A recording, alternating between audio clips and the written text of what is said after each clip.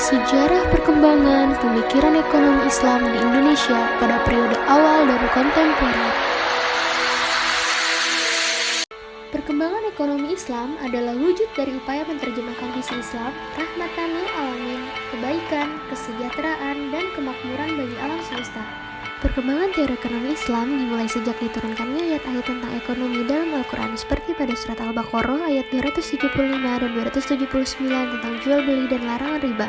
Kemudian terdapat di surat Al-Baqarah ayat 282 tentang pembukuan transaksi dan terdapat di surat An-Nisa ayat 5 dan 10 tentang pengaturan pencarian, penitipan, dan membelanjakan harta.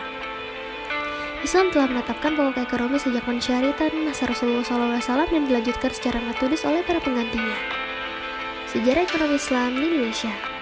Di Indonesia sendiri, kedatangan Islam di berbagai daerah Indonesia tidaklah bersamaan. Sekitar abad ke-7 dan 8, Selat Malaka sudah mulai dilalui oleh pedagang-pedagang muslim dalam pelayarannya ke negeri-negeri di Asia Tenggara dan Asia Timur. Sebelum penjajah Belanda datang, Indonesia telah berdiri kerajaan-kerajaan besar. Salah satunya ialah Kerajaan Samudra Pasai, kerajaan Islam pertama di Indonesia.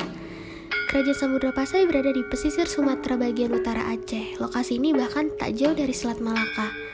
Pendiri kerajaan Islam Samudra Pasai adalah Sultan Malik Al-Saleh, yang merupakan raja pertama kerajaan Samudra Pasai yang membawa masa kejayaan dan merupakan seorang raja yang terkenal. Struktur pemerintahan yang dihadirkan oleh kerajaan ini dilakukan secara turun-temurun. Kondisi pusat pemerintahan kerajaan Samudra Pasai yang terletak di jalur perdagangan membuat wilayah ini semakin berkembang. Kehidupan sosial dan ekonomi kerajaan Samudra Pasai. Kerajaan Samudra Pasai memiliki mata uang dirham sebagai mata uang resmi yang digunakan dalam sistem perekonomiannya. Kerajaan ini juga mampu menghadirkan hegemoni terhadap pelabuhan penting di berbagai wilayah. Pusat perkembangan agama Islam yang terjadi di kerajaan ini juga menghadirkan karya tulis terbaik dengan memanfaatkan huruf Arab untuk menulis bahasa Melayu. Ini merupakan contoh naskah surat Sultan Zainal Abidin. Kehidupan sosial masyarakat kerajaan Samudra Pasai diatur menurut aturan-aturan dan hukum-hukum Islam. Dalam pelaksanaannya, banyak terdapat persamaan dengan kehidupan sosial masyarakat di negeri Mesir maupun di Arab.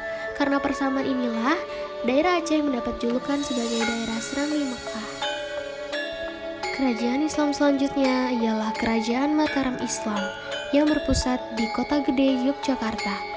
Raja pertama sekaligus pendiri Kerajaan Mataram Islam adalah Danang Sutawijaya. Kesultanan Mataram mencapai puncak kejayaannya pada periode pemerintahan Sultan Agung. Pada masa keemasannya, kerajaan yang didirikan pada tahun 1586 Masehi ini mampu menyatukan tanah Jawa dan sekitarnya. Kehidupan sosial masyarakat kerajaan Mataram kuno ini sudah teratur. Hal tersebut bisa dilihat dari sikap gotong royong dan sikap toleransi yang baik oleh warganya. Sistem ekonomi Mataram kuno bertumbuh pada sektor pertanian dan juga pelayaran. Sejarah dan perkembangan organisasi terkait ekonomi Islam di Indonesia. Sarekat Islam didirikan oleh Kiai Samanhudi pada 16 Oktober 1905 dengan tujuan untuk mengadakan kerjasama antara pedagang Islam untuk memajukan kesejahteraan pedagang Islam pribumi, mengembangkan jiwa dagang dan kesejahteraan masyarakat pribumi, mengembangkan pendidikan dan pengajaran bagi masyarakat, serta memperbaiki citra Islam di kalangan masyarakat luas. Di bawah pimpinan Djoko Widodo pada tahun 1912, SD diubah nama menjadi Sarekat Islam untuk memperluas cakupan keanggotaan organisasi. Pada tahun tersebut, SI juga sedang berada di puncak perkembangannya, namun pada akhirnya SI mengalami perpecahan menjadi dua, yaitu SI Merah yang menganut paham radikal komunis dan SI Putih yang merupakan golongan Islam konservatif. Persyarikatan Ulama di Majalengka, Jawa Barat. Didirikan oleh Kiai Abdul Halim pada tahun 1911. Persyarikatan ini tidak hanya untuk bertujuan pendidikan, melainkan juga untuk memajukan perekonomian kaum pribumi. Periode kontemporer. Rencana terapkan sistem bagi hasil. Pada tahun 1983, terdapat peristiwa besar dalam dunia perbankan di mana Bank Indonesia memberikan keleluasan kepada bank-bank untuk menetapkan suku bunga. Pemerintah Indonesia telah berencana menerapkan sistem bagi hasil dalam berkreditan. Pada tahun 1990, Majelis Ulama Indonesia membentuk kelompok kerja untuk mendirikan Bank Islam di Indonesia. Maka terbentuklah bank syariah pertama di Indonesia, yaitu Bank Muamalat. Landasan hukum bank syariah pertama. Tahun 1998, pemerintah dan Dewan Perwakilan Rakyat melakukan penyempurnaan terhadap Undang-Undang Nomor 7 Tahun 1992 menjadi Undang-Undang Nomor 10 Tahun 1998. Undang-undang tersebut menjelaskan bahwa terdapat dua sistem dalam perbankan di tanah air, yaitu sistem konvensional dan juga syariah. Muncul kebijakan syariah di berbagai sektor. Pengesahan beberapa produk perundangan telah memberikan kepastian hukum dan meningkatkan aktivitas pasar keuangan Islam. Dengan telah diberlakukannya Undang-Undang Nomor 21 Tahun 2008 tentang perbankan syariah yang terbit tanggal 16 Juli 2008, maka pengembangan industri perbankan syariah nasional semakin memiliki landasan hukum. Pemantapan kebijakan syariah. Akhir tahun 2013, fungsi pengaturan dan pengawasan perbankan berpindah dari Bank Indonesia kepada OJK, Otoritas Jasa Keuangan. OJK terus menyempurnakan visi dan strategi kebijakan pengembangan sektor keuangan syariah. OJK juga menyusun visi dan strategi tersebut ke dalam Roadmap Perbankan Syariah Indonesia atau RPSI tahun 2015-2019 yang di-launching pada Pasar Rakyat Syariah. Digitalisasi keuangan syariah. Peraturan Otoritas Jasa Keuangan Nomor 77/POJK-01 Tahun 2016 tentang layanan pinjaman meminjam uang berbasis teknologi informasi menjadi usaha OJK dalam membangun legalitas untuk meningkatkan kepercayaan masyarakat. Syarki merupakan salah satu financial teknologi berbasis syariah sebagai solusi atas transaksi riba. Platform ini penyedia fasilitas cicilan produk tanpa kartu kredit sebagai alternatif pilihan untuk memenuhi kebutuhan membeli barang. Syarki menjadi pilihan utama muslim melakukan pembayaran produk di toko online. Master Plan Ekonomi Syariah Indonesia. Tingginya permintaan akan produk dan jasa halal menuntut Indonesia sebagai negara dengan mayoritas penduduk muslim untuk bisa berperan secara optimal. Master Plan Ekonomi Syariah dirancang untuk bisa mewujudkan Indonesia menjadi negara pusat ekonomi syariah dunia.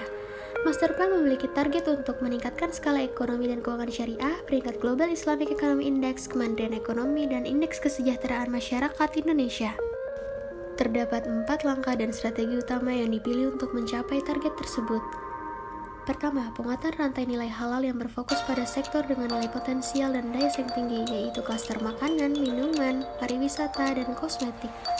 Kedua, penguatan keuangan syariah berupa klaster perbankan syariah, pasar modal, jaminan sosial, zakat, serta wakaf.